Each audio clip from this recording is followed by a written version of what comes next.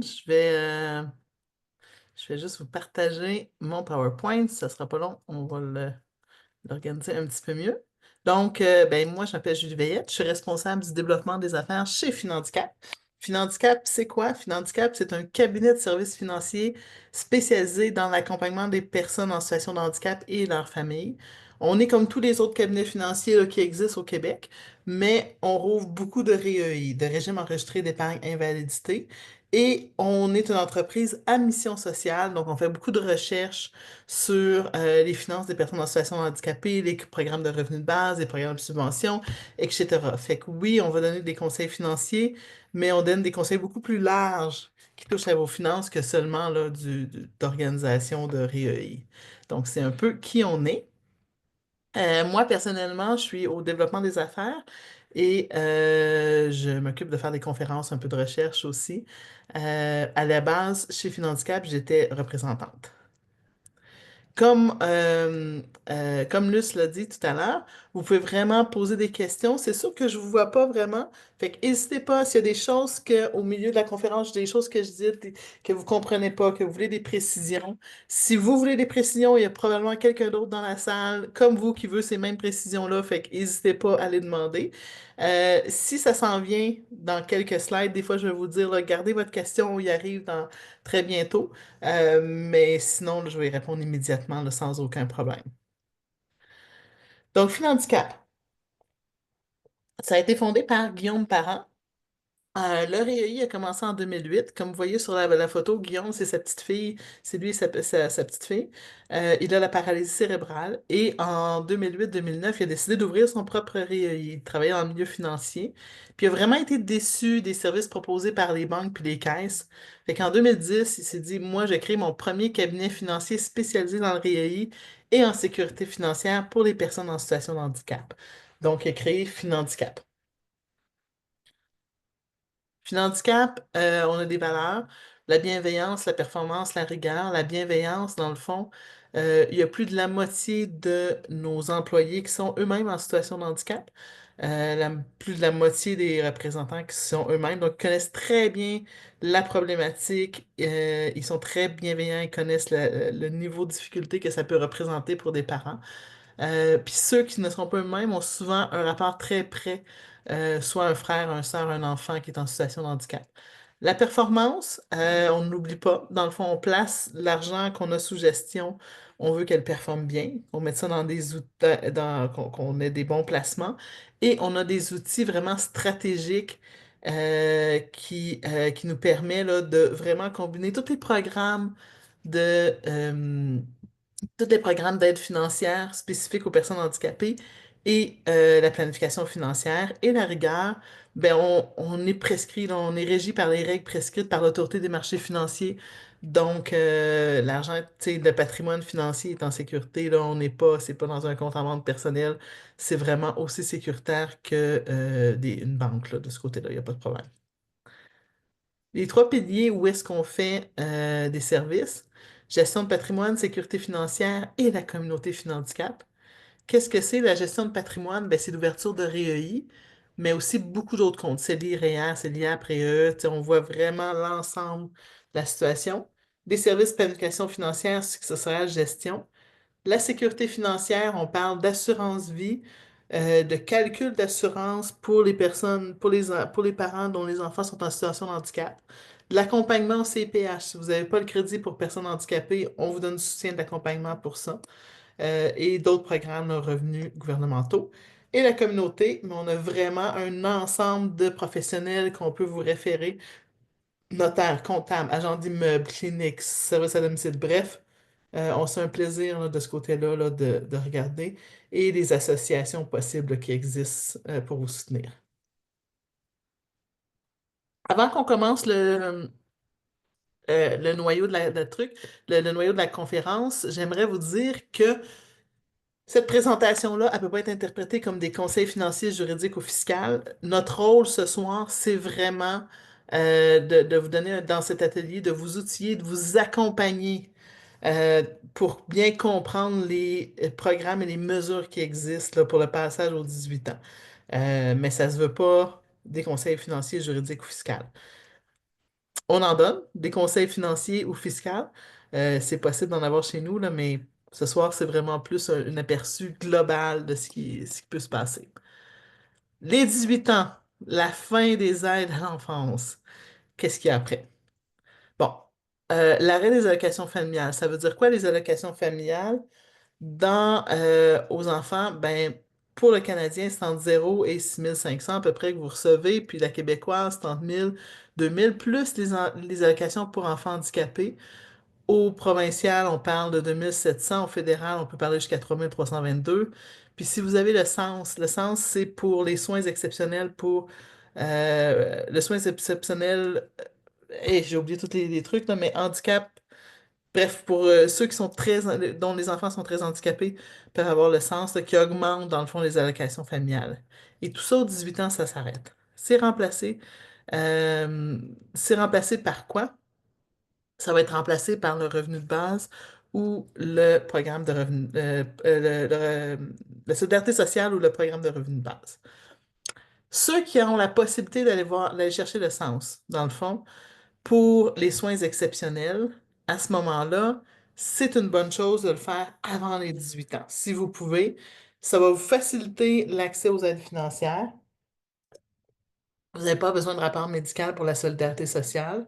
Bref, ça vous donne déjà un supplément si vous l'avez là, pour vos aides financières. Mais ce qui est très important, ça donne accès directement aux revenus de base. Vous n'avez pas à passer par la solidarité sociale. J'arrive plus tard, OK? Faut avoir été 5 ans et demi sur le soins exceptionnel. Il y a une rétroactivité, et là, le temps de la rétroactivité, je pense que c'est 3 ans pour le sens. Peut-être un peu moins, là, je m'excuse, je me souviens plus, j'ai perdu la rétroactivité. Mais ça facilite l'accès au chèque emploi-service pour avoir des services de soutien à domicile à partir des 18 ans. Fait que si on est capable d'avoir le sens avant, ça serait une bonne chose d'aller le chercher. Après ça, aux 18 ans, qu'est-ce qui arrive? On peut demander, pour pallier au fait qu'on arrête d'avoir des allocations familiales, notre enfant peut demander de la solidarité sociale ou du revenu de base. C'est quoi la différence entre les deux? La solidarité sociale, c'est ce qui existait. C'est pour les personnes qui ont une contrainte sévère à l'emploi. Le revenu de base, c'est la poursuite. Quand ça fait 5 ans et demi que tu as une contrainte sévère à l'emploi, tu vas tomber sur le revenu de base, qui est un programme beaucoup plus permissif au niveau de l'employabilité. C'est nouveau, ça a été mis en place il y a 2 ans, là, en janvier. 1 an et demi à peu près, janvier 2024, que ça a été mis en place. C'est vraiment un beau programme là, pour une bonne avancée pour les personnes en situation de handicap. Au niveau des revenus que ça va vous donner, la solidarité sociale, dans le fond, quand je vous disais qu'on pourrait avoir le sens, je commençais par ça au début, je m'excuse. Quand je vous ai allé chercher le sens, c'est que si on a été 5 ans et demi sur le programme de soins exceptionnels pour les enfants, à ce moment-là, on a le droit de rentrer directement sur la solidarité sociale, sur le revenu de base. Sinon, on doit passer pendant 5 ans et demi sur la solidarité sociale pour avoir droit au revenu de base. La solidarité sociale, pour une personne seule, ça donne un chèque de 1294 par mois. Si on est sur le revenu de base, les prestations sont plus importantes. Ça me donne 1673 par mois. Donc, tu sais, on a quand même une bonne différence au niveau des prestations. Et le revenu de base est indexé à toutes les années au niveau des revenus. Si on est en couple sur la solidarité sociale, et si on est en couple qui ne travaille pas, donc dont les deux sont sur la solidarité sociale, on a droit à 1898 par couple, donc divisé par deux, un petit peu plus que 900 $. Tandis que sur le revenu de base, c'est possible d'être en couple, on a 1309 par personne. On a un petit peu moins, mais on a déjà plus que la solidarité sociale, qui est à 1294. Donc, si on est deux à 1300, on a 2600 par personne. On ne vit pas riche, mais on est capable d'arriver un peu mieux là, à la fin du mois. Le grand avantage du programme de revenu de base, c'est la facilité à travailler. Donc, quand on est sur le revenu de base, on peut gagner 15 711 par année. Tout montant additionnel, on peut gagner plus, mais il est coupé à 55 %. Donc, ça veut dire qu'on peut gagner jusqu'à 53 070 par année et toujours rester sur le revenu de base. Quand on gagne plus que ça, là, il va y avoir une sortie du programme parce que dans le fond, le gouvernement il assume qu'on est vraiment capable à ce montant-là de s'occuper là, de pouvoir bien vivre. Cependant, si l'année d'après, on a besoin encore du revenu de base parce que notre santé ne nous le permet pas, qu'elle soit physique ou mentale, qu'elle ne nous le permet pas, on peut faire un retour directement sur le programme de revenu de base. Donc, on a toujours accès au programme de revenu de base. Pour la solidarité sociale, on peut faire, dans le fond, le travail qu'on peut faire est par mois et pas par année. On, on peut gagner jusqu'à 200 dollars par mois et tout montant additionnel maintenant aux 200 dollars, il est coupé jusqu'à 75%.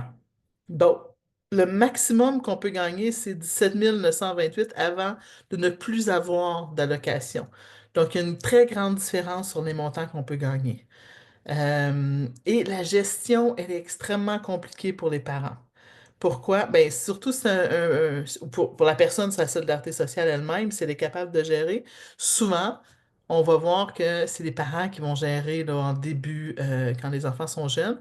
Fait que s'ils travaillent pour plus de 200 dollars par mois, ben, à chaque mois, il faut déclarer.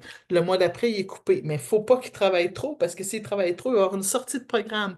Puis on veut faire notre 5 ans et demi sur la solidarité sociale parce qu'après ça, le programme de revenu de base, ça assure la sécurité de notre enfant à vie. C'est vraiment, puis ça va lui permettre de vraiment bien gagner sa vie de ce côté-là. Fait que c'est ça qui est important de regarder ça. Et notre conseil qu'on a, si vous savez que votre enfant, il va y avoir beaucoup de fluctuations, bon, s'il est incapable de travailler, c'est la solidarité sociale, il n'y a pas de question à se poser. On ne doit pas tomber dans le tabou, dire ah non, on est capable de s'en sortir. Non, non. Ça va permettre d'avoir vraiment une bonne capacité financière là, à votre enfant plus tard et de mettre l'argent dans ses avoirs. Donc, n'hésitez pas à le demander. Souvent, là où on voit beaucoup d'hésitation de parents, c'est quand il y a des enfants qui sont, je dirais, limite capables de travailler. Ils sont capables de travailler, mais avec beaucoup de limitations. Ils ont besoin de beaucoup d'adaptation dans leur travail, ils ont besoin de beaucoup d'aide dans leur travail. Donc, souvent, on va voir les parents qui vont essayer de pousser les enfants très jeunes, là, à partir de 18 ans, s'il y a une incapacité sur le marché du travail. Et là, ils se heurtent à cette règle-là du 200 dollars par mois. Là, l'enfant gagne trop. Là, coupe le chèque, remet le chèque. Moi, je vous dirais pour la première, le 5 ans et demi où il y a besoin de solidarité sociale avant de tomber sur le programme de revenu de base, à quelque part, peut-être favoriser les stages d'intégration en emploi. Oui, s'il peut gagner un salaire, oui, mais de s'assurer de conserver la solidarité sociale, de prioriser la conservation de la solidarité sociale pendant le 5 ans et demi. Pourquoi? Pour pouvoir avoir le revenu de base. Et ce revenu de base-là, dans 5 ans et demi, va vraiment assurer la sécurité financière parce que bon, on va pas y aller trop dans les préjudices, là, mais à 53 000, c'est quand même c'est un bon salaire qu'on fait, puis on va avoir une qualité de vie décente, cette personne-là, avant d'avoir une sortie de programme. Ici, la sortie de programme est à 17 000. Donc, si on est sa solidarité sociale, l'enfant travaille pendant 6 mois, il arrête son travail parce qu'il a une incapacité physique ou mentale de continuer. On retourne sa solidarité sociale, puis ça fait des fluctuations comme ça, on n'est pas avantagé de ce côté-là. Fait qu'il faut vraiment garder l'objectif en tête de pourquoi qu'on fait ça, puis c'est de la sécurité à long terme. Et c'est un peu dommage que ça prenne 5 ans et demi sur la solidarité sociale avant de tomber sur le programme de revenu de base, je vous l'accorde. Et c'est vraiment pas le fun. C'est pour ça que pour les enfants qui avaient besoin de soins exceptionnels, ils tombent à partir de 18 ans directement sur le programme de revenu de base. Donc, ce qui est correct. Une autre chose sur le programme de revenu de base, c'est la possibilité d'avoir plusieurs avoirs financiers. Donc, sur le programme de revenu de base, on peut avoir 20 000 d'argent liquide. L'argent liquide, c'est quoi? L'argent liquide, c'est notre compte chèque, notre compte épargne et un compte CELI. Tout ça ensemble, le total ne doit pas dépasser 20 000. Les autres avoirs, on peut avoir jusqu'à un demi-million. Les autres avoirs, c'est quoi? Un compte REER, si on en a. Ça peut être des terrains. Mettons, si on a un petit chalet à quelque part, euh, d'autres avoirs là, immobiliers ou de l'argent en héritage qu'on a reçu qui va rentrer dans le 500 000. Une personne sur le programme de revenu de base peut avoir une résidence principale sans égard au prix. Donc, si j'habite la maison familiale et que mes parents me la lèguent, cette maison-là, et que je continue à l'habiter, elle peut valoir 1 million, cette maison-là. Ce n'est pas grave, je vais continuer à bénéficier de mon programme de revenu de base malgré que la maison est à mon nom. Il n'y a pas de limite. Et un REI, un régime enregistré d'épargne invalidité, ça ne compte ni dans les avoirs liquides ni dans les autres avoirs. C'est quelque chose d'à part. Le montant qu'il y en a le REI n'affecte jamais le programme de revenu de base. Le seul moment que ça va être affecté, c'est lors des retraits du REI. Ça va être considéré comme des revenus, là, dans le 15 711 ici. La solidarité sociale, elle, c'est le premier programme qu'on est au début. On peut avoir beaucoup moins d'avoirs liquides. Donc, dans notre compte en banque, épargne et CELI, au total des trois, on peut avoir 2500 d'avoirs liquides, ce qui est beaucoup moins que le 20 000 de programme de revenu de base. Donc, si on regarde des chèques, puis vous n'êtes pas ici, là, le 1292, vous mettez ça, mettons, le troisième mois, là, vous n'en avez pas pris assez de cet argent-là, ben vous dépassez le total, puis là, vous êtes coupé directement sur le prochain chèque. Donc, il faut avoir. Dans les autres savoirs, REER, héritage, petit terrain, je vous donne des exemples, là. Maximum 245 000 et 52. OK? Incluant la résidence. Donc là, on n'a pas le droit d'avoir une résidence principale illimitée. C'est inclus dans le 245 000. On s'entend de nos jours, si on, d'où dépendant où on habite, mais si on habite à Montréal, 245 000 en résidence principale, tu as pratiquement un stationnement, malheureusement. Si on habite en région, là, on peut avoir des très beaux condos, slash logements, même maison pour ce prix-là. Mais fait que c'est vraiment beaucoup plus limité. De là, notre encouragement à dire si vous allez avoir des enfants avec des fluctuations, assurez-vous qu'ils rentrent sur le programme de revenu de base le plus tôt possible. Donc, à se souvenir, OK? C'est un petit rappel de ces choses-là. Vous avez une possibilité de charger une pension à votre enfant. Donc, comme vous perdez vos allocations familiales, mais votre enfant reçoit un revenu du revenu de base, il faut qu'il y ait un équilibre dans votre maison à quelque part. Vous ne pouvez pas, à partir de ses 18 ans, dans le fond, continuer à tout payer sans recevoir des allocations familiales. Donc, comme lui, il va recevoir de la solidarité sociale, c'est très probable de pouvoir lui charger une pension, un loyer pour le logement et pour la nourriture qu'on lui donne. Une pension qui fait tout sens, mais ça peut être justifié, ça peut être plus ou ça peut être moins. Mais une pension pour logement et nourriture, si on est sur le programme de revenu de base à 1331 et sur la solidarité sociale à 952 $. Là, on parle, je pense, c'est 80-75% du revenu, là, bref, à environ. Ça a beaucoup de sens. Il lui reste un peu d'argent pour continuer à faire ses dépenses courantes et ça lui permet là, d'avoir un peu d'avoir liquide, mais sans trop. Et vous, ça vous permet de payer les frais là, de votre enfant. Il y a des parents qui disent, moi, j'ai vraiment assez d'argent, j'ai pas besoin d'avoir là, ces montants-là là, chez moi. C'est possible. Vous pouvez les prendre parce que de toute façon, il ne faut pas qu'ils restent dans son compte. Parce que là, à 20 000 ou à 2500 d'avoir liquide, tout dépendant quel programme on est, ben, on va tomber, ils vont se faire couper. Fait qu'on est aussi bien de prendre cet argent-là, le mettre dans son REI, son régime enregistré d'épargne invalidité. On peut mettre jusqu'à 20 000 $ dans un REI à vie. Fait qu'il y a une possibilité de faire ça. Il y a une possibilité de s'ouvrir au nom du parent un CELI pour notre enfant qu'on lui léguera plus tard, lors de notre décès. Donc, comme ça va rentrer dans son 500 000. Il y a plusieurs façons d'organiser ça pour ne pas perdre cet argent-là. Donc, même si on est fortuné, on vous conseille fortement d'aller le chercher. On a une question, Julie. Mhm.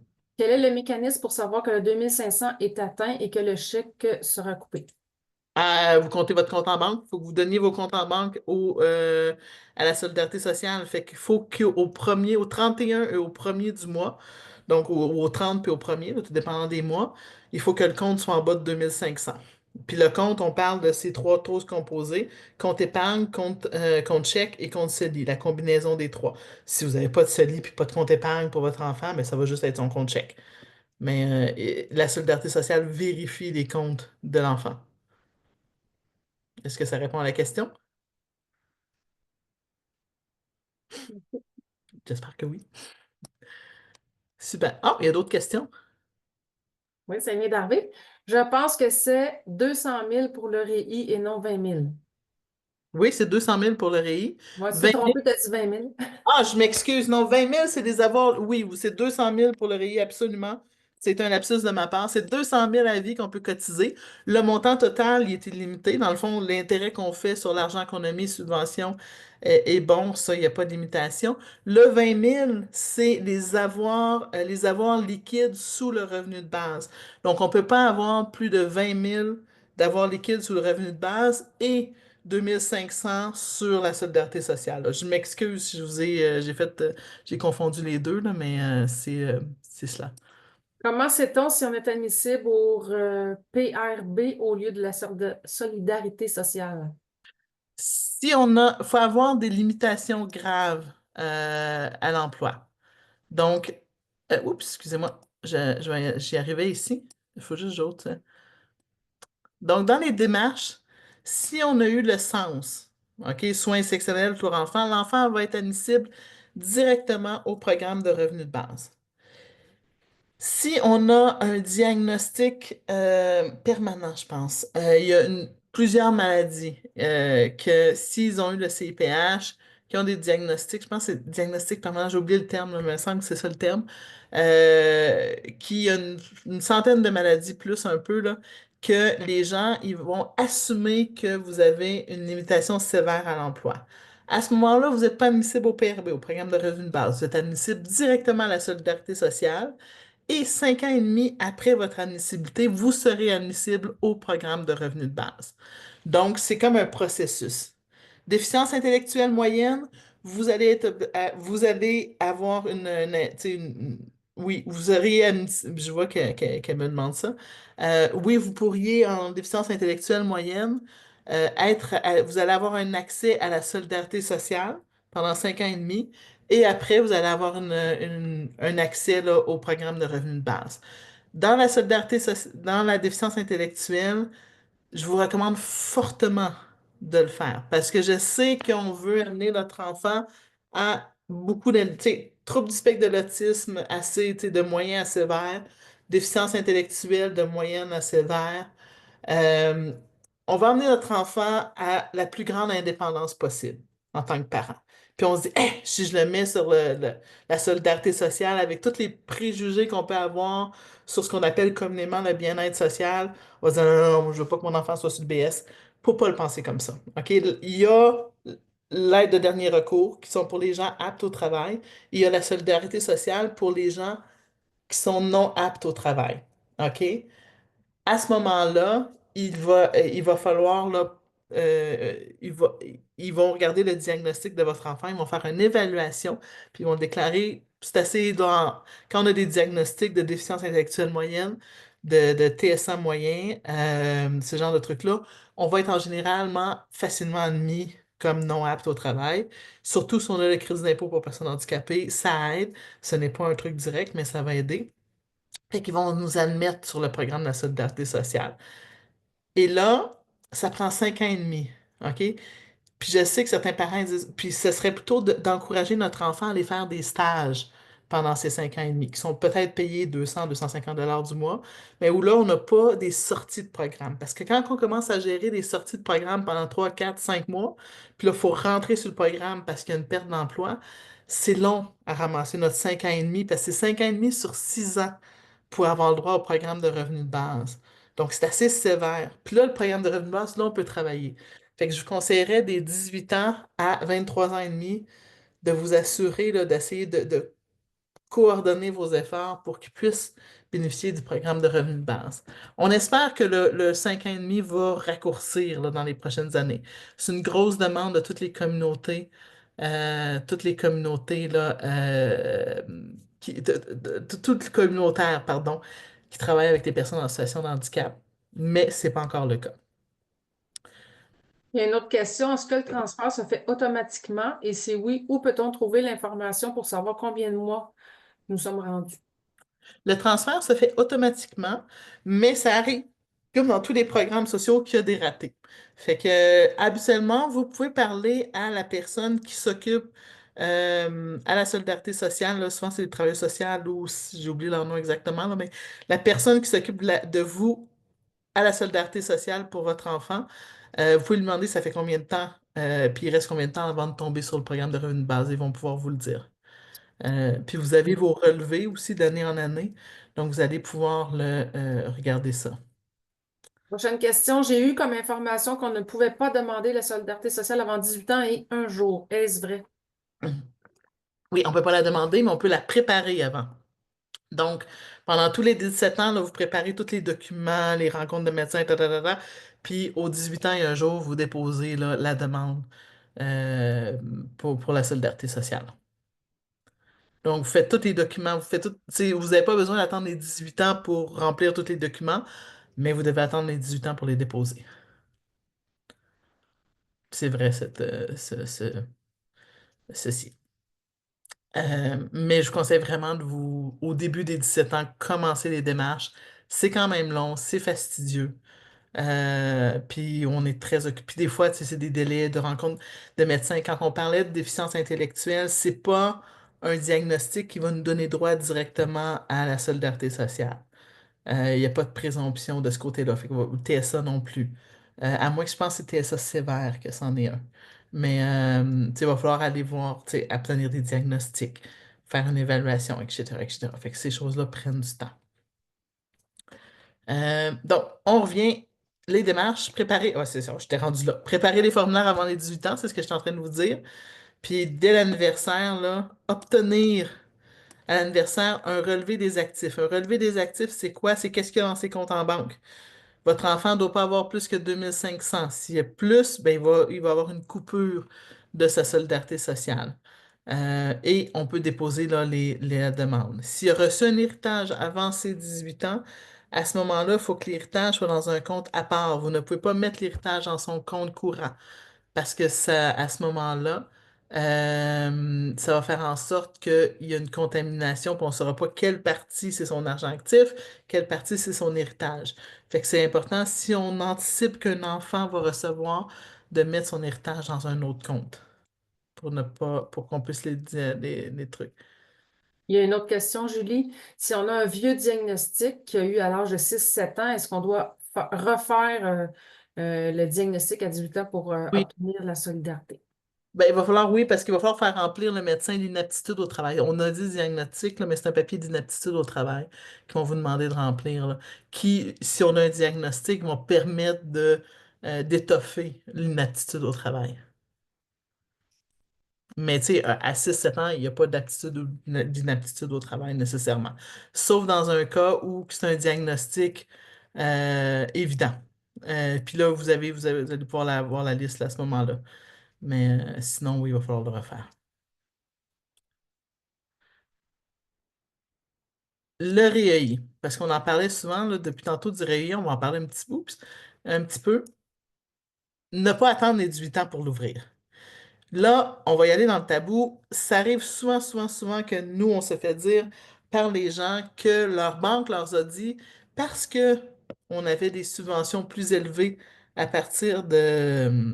Il fait vraiment noir, hein. Pouvez-vous m'attendre juste un instant? Je vais allumer la lumière chez moi. Je viens de me rendre compte qu'il n'y a pas de lumière.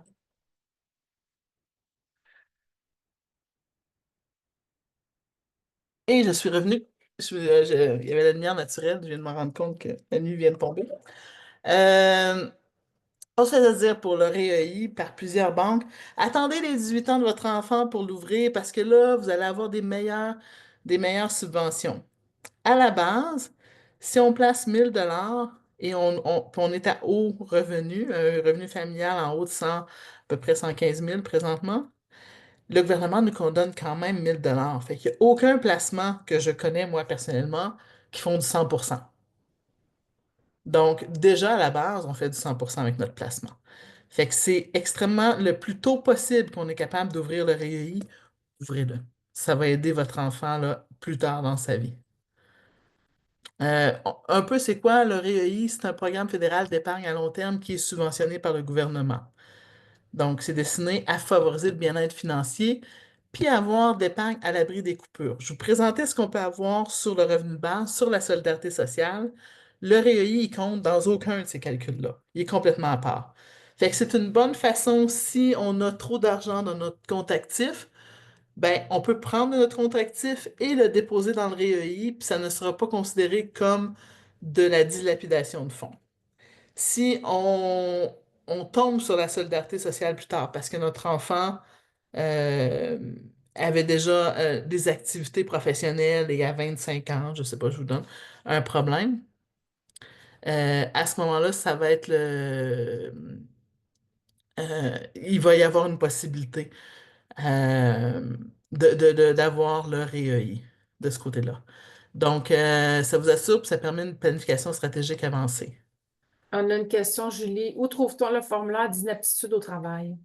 Ça va être quand vous faites la demande de solidarité sociale. Il faut que vous alliez au bureau, c'est le bureau de, comment ça s'appelle? Le bureau, pas le bureau de chômage, mais le bureau qui s'occupe de la solidarité sociale. Le nom exact va me revenir. C'est là qu'ils vont vous le donner, là, exactement. Vous vous expliquez que votre enfant est inapte au travail, puis ils vont pouvoir tout vous donner les papiers de ce côté-là.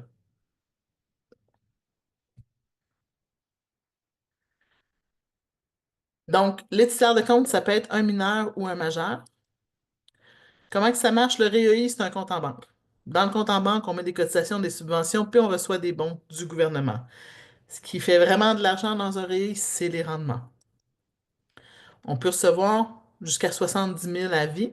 Ce que je vous disais tantôt, en général, si on met 1 500 par année, on reçoit 3 500 si on a un revenu inférieur à 111 000. Puis si on met 1 000 on reçoit 1 000 de subvention. Puis il y a souvent du monde qui dit attendez les 18 ans, parce qu'à 18 ans, c'est le salaire de l'enfant. Oui, mais puis là, il y a une mère qui m'a dit oui, fait que j'ai placé l'argent que je voulais garder contre mon fils dans un CELI.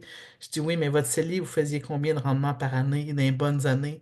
Elle m'a dit 8%. Je dis oui, mais là, vous avez une possibilité de faire du 100%. Pourquoi vous ne le placez pas là-dedans? Elle a comme fait ah ouais, c'est vrai. Pourquoi je ne l'ai pas placé là-dedans? C'est une stratégie d'épargne. On voit, y a-t-il d'autres questions?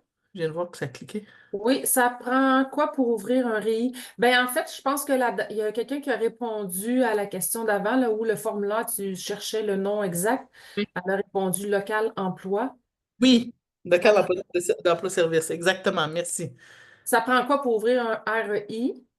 Pour ouvrir un REI, ça prend le CIPH, ça prend d'être canadien et d'avoir le crédit d'impôt pour personnes handicapées.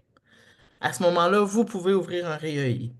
Si vous avez le CIPH, le crédit d'impôt pour personnes handicapées, il n'y a aucune bonne raison pour ne pas avoir un réel.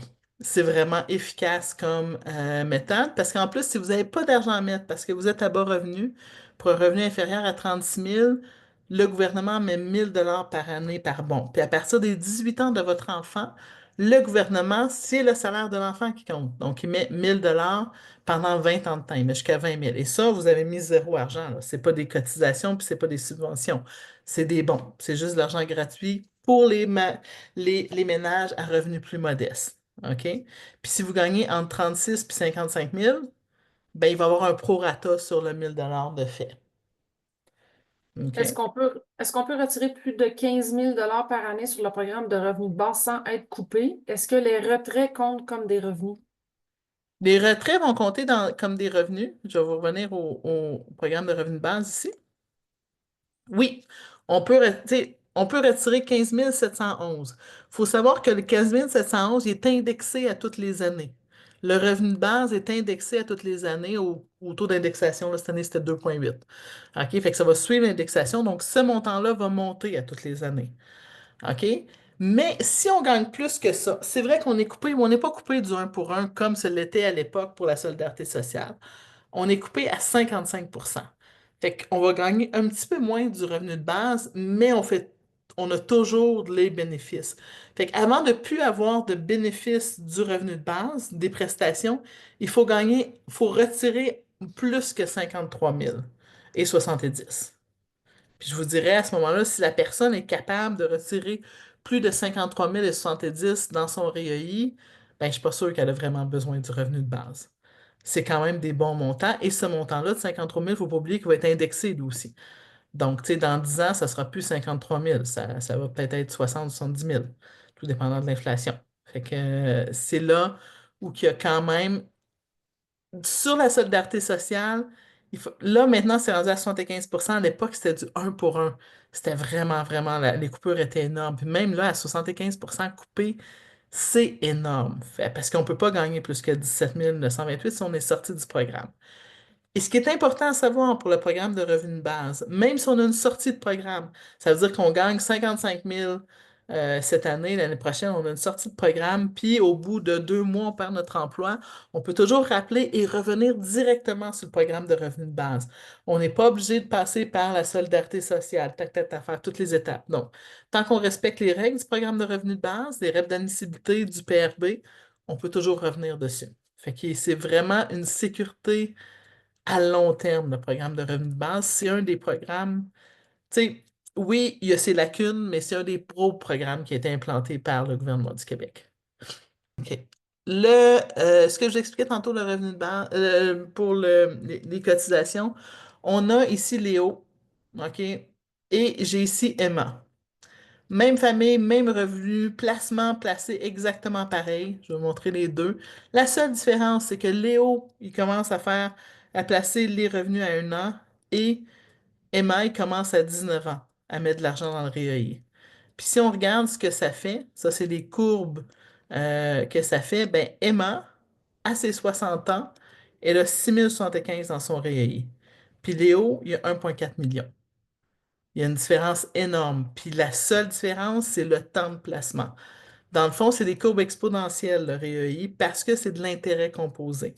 Donc, en étant de l'intérêt composé, ces courbes-là, le temps joue en notre faveur. C'est important d'aller déposer le plus rapidement possible. Les cotisations de DO sont un petit peu plus grandes. On parle de 40 250 à vie. Pourquoi? Parce que les parents, dans les premières années, ils faisaient du un pour un et non du 1 500 pour du 3 500. Mais tu sais, si on parle d'un dépôt de 40 000 à vie, puis Emma de 30 000 pour avoir une différence énorme, c'est quand même assez impressionnant. Et du 6% en fonds mutuels à long terme, sur des moyennes de 10 ans, c'est très facilement obtenable. Tu sais, on a vraiment des portefeuilles qui ressemblent à ça, là. Euh, le réel d'inaptitude. OK? Dans le fond, une personne sur le REER est considérable jusqu'à ce qu'elle ait une tutelle de mise en place. Si on met une tutelle en place pour notre enfant qui est inapte à ses 18 ans, il va continuer à avoir son REEI, mais la tutelle va reprendre le contrôle. Donc, souvent, ce qui arrive, ça va être, mettons, la mère était triste, Madame Marguerite Tartampion. Marguerite Tartampion était tutrice du REEI de son fils. Elle est devenue tuteur à son fils. Donc, on va faire une réouverture et un changement de régime. Ça va être Madame Tartampion Escalité. Donc, c'est quand même elle qui va tout gérer, mais en sa capacité de tutrice et non à sa capacité en sa capacité de mère pour le rayé de son fils. Et un des trucs, quand on est sous tutelle, c'est qu'on doit mettre des fonds présumés sûrs. Le mot tient de la confusion. Le présumé sûr, ça ne veut pas dire des placements garantis, des CPG. Un fonds présumé sûr, c'est un fonds qui a plus de 60% de fonds canadiens. Il peut avoir une tolérance au risque élevée ou moyenne, mais s'il y a 60% et plus, fait qu'il n'est pas plus sûr qu'un autre fonds moyen de tolérance moyenne. Mais s'il y a 60% de plus de fonds canadiens, ben à ce moment-là, il est considéré comme présumé sûr. Fait qu'il faut faire attention avec le mot présumé sûr pour bien le comprendre. Ça ne veut pas dire qu'il faut mettre tout l'argent en CPG. On a une Euh, question, Julie. oui. Donc, le maximum de dépôt dans les REI par année pour un faible revenu est 15 500 $. C'est pas le maximum, c'est pour maximiser les subventions. Il y a une petite différence entre le maximum qu'on peut mettre à vie dans un REI, c'est 200 000. Puis on peut le mettre d'une shot. Mais si on met 200 000 la première année d'ouverture d'un REI, ben là, on n'aura pas les subventions qui vont avec parce que les subventions, il faut mettre de l'argent tous les années pour les avoir à toutes les années. Donc, pour maximiser un REI, on met 1 500 par année. pendant 20 ans de temps si on est à revenu inférieur à 1115, et ça varie là, en fonction de l'intérêt de l'inflation à chaque année.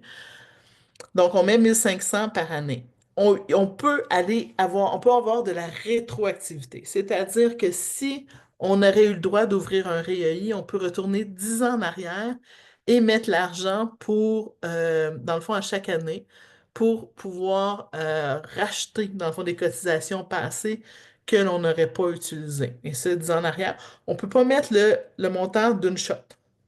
Le gouvernement nous donne un maximum de 10 500 par année en subvention. Donc, si on peut aller chercher des cotisations passées, mais pas plus de 10 500 par année. Donc, en général, si on avait le droit de mettre 1500 par année, ça nous prend 5 ans à maximiser nos cotisations. Fait que le 1500, c'est pas un maximum, mais c'est une façon de maximiser les subventions. Est-ce que c'est clair? C'est peut-être pas. J'ai l'impression des fois là, sur la maximisation, le maximum à mettre, la maximisation, c'est pas, c'est comme le montant idéal qu'on doit mettre pour aller chercher toutes nos subventions, pas plus, pas moins. Il y a trois options de retrait sans pénalité. 60 ans de la personne, retrait sans pénalité. 10 ans, pas après le début des subventions, après les derniers bons et subventions. Donc, quelqu'un qui maximise tout ça, ça prend un minimum de 20, ça prend 20 ans. Sauf si on a fait de la, sauf si on a une possibilité de rétroaction. Fait qu'en général, mettons, on a commencé, je sais pas moi, aux 10 ans, le diagnostic est tombé aux 10 ans de l'enfant, on a le droit au CPH à partir du 10 ans. Donc, de 10 ans tu sais, aux 30 ans de l'enfant, on va maximiser le REEI. Il y a une période latente de 10 ans et après 10 ans des derniers bons et subventions, donc à 40 ans, on va pouvoir commencer à décaisser. Donc, il y a une fermeture de régime, puis ça va vous l'exprimer peut-être. Dans le fond, si la personne décède, OK, l'adulte de 20 ans décède, puis on a commencé à 1 an à mettre de l'argent, donc la personne a 20 ans. Tous les bons et subventions, toutes les cotisations qu'on a fait, ça s'en va à la succession. Tout l'intérêt qu'on a fait sur des bons, subventions et des cotisations, ça s'en va à la succession. Tout ce qui a plus de 10 ans en compte, c'est-à-dire tous les bons et subventions qu'on a entre 1 et 10 ans, ça s'en va à la succession. Ce qui a plus de 10 ans en compte, ce qui a moins de 10 ans en compte. Dans le fond, tout ce que le gouvernement nous a versé en bons et subventions entre les 10 ans et les 20 ans de notre enfant lors de son décès, le gouvernement le reprend. Si on retire de l'argent d'un REEI et qu'il y a des bons et subventions dans le compte qui ont moins de 10 ans, le gouvernement reprend 3 fois la mise jusqu'à temps qu'il n'y ait plus de bons et subventions qui aient moins de 10 ans. Donc, si vous avez commencé à cotiser, mettons, vous cotisez à toutes les années. Vous avez commencé en 2014. Ben, 2014, puis là, vous dites, Hey, ça fait plus de 10 ans, je vais pouvoir retirer. C'est vrai que l'argent que vous avez mis en 2014, le 3500 puis le 1000 que vous avez mis en 2014, celui-là va vous rester. Mais tout l'argent que le gouvernement a mis en 2015, 2016, 2017, 2018, 2019, il va pouvoir le reprendre. Donc, si vous retirez 2000 $, il va faire x3 sur le 2000 $. Oui, dans le fond, là, c'est que si on commence l'argent, là, puis c'est 10 ans après les derniers bons ou subventions qu'on reçoit du gouvernement qu'on peut retirer sans pénalité. Dans le fond, on peut retirer en tout temps, ça, il n'y a pas de problème, mais on va avoir des pénalités sur les retraits. On va perdre l'argent que le gouvernement a mis. Oui, mais exactement. Tout l'argent qui n'a pas 10 ans au compte, c'est vraiment simple là, comme concept. Tous les bons et subventions qui n'ont pas 10 ans au compte peuvent être retournés au gouvernement. Que ce soit en cas de décès ou que ce soit en cas de retrait, ils peuvent être retournés au gouvernement. Donc, tout ce qui n'est pas 10 ans au compte, aussitôt qu'on retire de l'argent, le gouvernement fait x3 sur le montant qu'on retire. Il regarde les bons et cotisations qu'il y a dans le compte et il les reprend x3 ce qu'on prend. Parfois, ça vaut la peine de faire ça. Si on parle d'un enfant avec une vie limitée, on va se dire, hey, on va prendre à partir de son enfance des bons et des subventions. Puis quand il va avoir 25 ans, on va accepter, on va commencer à retirer parce que son espoir de vie est jusqu'à 30 ans, mettons. On va commencer à retirer, puis on va faire des voyages ensemble, on va payer ce qu'il veut, machin chouette, mais on va assumer, puis on va avoir planifié que tout ce qu'il a reçu entre 15 puis 25 ans, le gouvernement va probablement tout reprendre cet argent-là. Pourquoi qu'on l'a pris? Parce qu'on aime mieux faire de l'intérêt sur 3 500 du gouvernement de plus que seulement notre 1 500. Fait qu'il y a une façon de le planifier. Mais si on pense qu'on met de l'argent là, puis on va pouvoir le retirer dans 10 ans, ce n'est pas vrai. 100%. Dans le fond, là, c'est comme le gouvernement nous passe de l'argent pendant 10 ans, puis au bout de 10 ans, elle est à nous. OK? Mais c'est là, puis là où il y a une subtilité, puis que ça confond souvent les gens, c'est que l'argent qui était placé en 2020, si on n'a pas reçu de bons et subventions en 2020 puis 2030, c'est sûr qu'on va pouvoir commencer à la retirer. Mais si on a reçu d'autres bons et subventions, on va perdre ces bons et subventions-là. Fait que c'est 10 ans de la fin des bons et subventions qu'on peut retirer sans avoir de pénalité. Est-ce que c'est plus clair? Ben, peut-être que la dame, là, Chantal, là, ce qu'elle a écrit, là, si vous répondez à ça, ça va peut-être être bien plus clair pour moi. OK, je te le lis, Julie, je vais te le lire. Autrement dit, si je veux retirer des sommes, je ne dois rien cotiser pendant 10 ans. J'ai ouvert un rayé de mon fils en 2017 en me faisant dire qu'à partir de 2027, je pouvais retirer les sommes investies cette année-là. J'ai donc mal été renseignée en l'ouvrant. Oui. Malheureusement, oui. Parce que, ou vous avez mal compris, parce que c'est pas, tu sais, c'est soit que ça a été un mauvais renseignement ou ça a été une compréhension qui s'est mal faite, parce que le 10 ans s'applique des derniers bons et subventions que vous avez reçus. Si vous voulez commencer à retirer à ce moment-là, mais c'est toujours bien. Puis là, c'est là qu'il y a une petite subtilité, là. C'est que, on va prendre un exemple, OK, de vie. Un enfant qui a une possibilité, là, qui a une fin de vie plus ou moins, on se dit son espérance de vie, c'est 35 ans. OK? Fait que moi, je veux retirer avant. Fait que je commence à cotiser. Fait que là, je cotise jusqu'à, je sais pas, moi, c'est 20. Parce que là, il reçoit des bons. Parce qu'il ne pouvait pas recevoir des bons, je gagnais plus que 56 000. Fait qu'il recevait des bons. Est-ce qu'on doit dire au gouvernement ne m'envoie pas de bons? Non, on va lui dire de nous envoyer des bons. Pourquoi? Est-ce que vous voulez faire de l'intérêt sur 1 000 $ ou vous voulez faire de l'intérêt sur 2 000 $? Qu'est-ce qui est le plus avantageux? C'est faire l'intérêt sur 2 000. Mais on va planifier que lors du retrait, à partir de 30 ans, parce qu'il y a une espérance de vie limitée, on va retourner le 1 000 $. On va le savoir, on va l'avoir planifié comme ça, en raison de l'espérance de vie. Fait que c'est toujours bien d'avoir les bons et subventions, mais c'est un compte à très long terme. Le but du REEI, c'est de planifier l'avenir de notre enfant, OK? Lorsqu'on sera plus là. C'est vraiment ça le but. C'est vraiment ça, c'est d'assurer une sécurité à long terme lorsque notre enfant va être plus âgé. Ça a été pensé comme ça a été pensé pour répondre à la question de beaucoup de parents qui se disent, oui, mais quand je serai plus capable, qu'est-ce qui va arriver? Ben, avoir un compte REEI, être capable de se payer des services que la tutelle ou que les frères et sœurs vont être capables de déterminer, ben, c'est déjà un gros avantage parce que je suis pas sûre que j'aimerais me fier aux services sociaux présents, OK, pour assurer le bien-être de mon enfant. Qu'est-ce que ça va être dans 20 ans, les services sociaux, puis les CHCLD? Je suis pas sûre. OK? Fait que peut-être qu'on va avoir besoin d'avoir des fonds privés de ce côté-là. Fait que ça répond vraiment à cette question-là. C'est pas fait pour gérer la vie courante. C'est vraiment de l'investissement à long terme. Je suis vraiment désolée soit que ça a été mal présenté, soit que ça a été mal compris, parce qu'on voit souvent cette question-là reprise. Mais c'est clair que oui, c'est vrai que 10 ans plus tard, on peut retirer l'argent qu'on n'a pas